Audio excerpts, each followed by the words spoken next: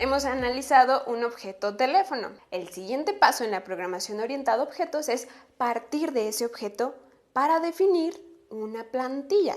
Esa plantilla que nos permite generar más objetos se llama clase. Una clase es la forma en cómo defines un objeto para generar más objetos. Las clases únicamente son descriptivas. Las clases únicamente nos ayudan a definir una plantilla que nos permita posteriormente tener más objetos o más diversidad de cosas. Partiendo de nuestro objeto teléfono, podemos definir una clase como podemos observar aquí. En Java, las clases se definen con las siguientes palabras: public, class, teléfono. Y siempre van a ir seguidas de unas llavecitas que dentro de esas llaves debemos colocar los atributos y los comportamientos, tal cual como si estuvieras escribiendo una receta para cocinar cualquier cosa. En una receta lo primero que colocas son los ingredientes y después colocas toda la forma en cómo vas a desarrollar esa receta. Igualmente, en una clase primero pondrás tus atributos o tus ingredientes. Después irán los comportamientos o la forma en cómo va a funcionar esa clase. Vienen los comportamientos, en nuestro caso del teléfono es mostrar datos. Para declarar nuestros métodos, primero necesitamos saber cómo o de qué parte se conforman un método. Un método se conforma primeramente de su modificador de acceso. Ese término todavía no lo vemos, lo veremos en sesiones más adelante. El siguiente parámetro que debemos colocar es el valor de regreso. Un método siempre o la mayoría de las veces va a recibir algo y nos va a devolver algo. La mayoría de las veces, no es obligatorio. Entonces nosotros indicamos qué valor o qué tipo de dato es lo que va a regresar ese método. Lo siguiente que colocamos ahora es el nombre del método. En este caso, para este ejemplo que estamos viendo, es el método suma.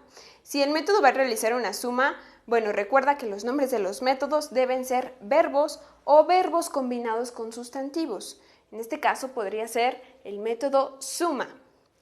Lo siguiente es colocar el valor de entrada o los datos de entrada para ese método. Aquí tenemos dos datos de entrada.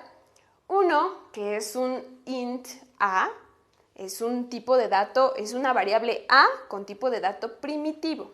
Después viene una variable b con tipo de dato primitivo enteros. Ambos son enteros. Entonces, lo que hace ese método, pues es simplemente una suma. Sumar a más b, y si ambos son tipos enteros, si se hace una suma de enteros, el resultado será pues también un entero. Entonces, esa es la forma en cómo declararemos nuestros métodos.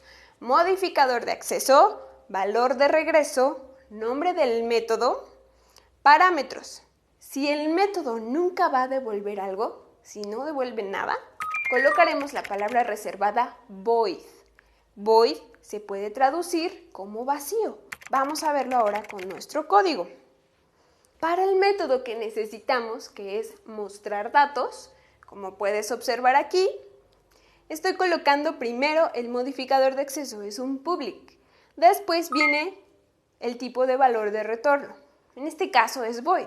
Nuestro método mostrar datos nada devolverá. Luego viene el nombre, mostrar datos. Es el nombre combinado de un verbo con un sustantivo. Luego viene los datos que entran al método. En nuestro caso, nuestro método mostrar datos no recibirá ningún dato en ese momento. Vienen nuestras llaves y ahí adentro colocaremos todo el comportamiento de ese método. Este método mostrar datos lo único que hace es simplemente imprimir todos los datos o imprimir todos los datos de nuestros atributos. Aquí estamos viendo system.out.println datos teléfono, system.out.println el ID y así para la marca, para el modelo y para el precio. Vamos a hacerlo con código.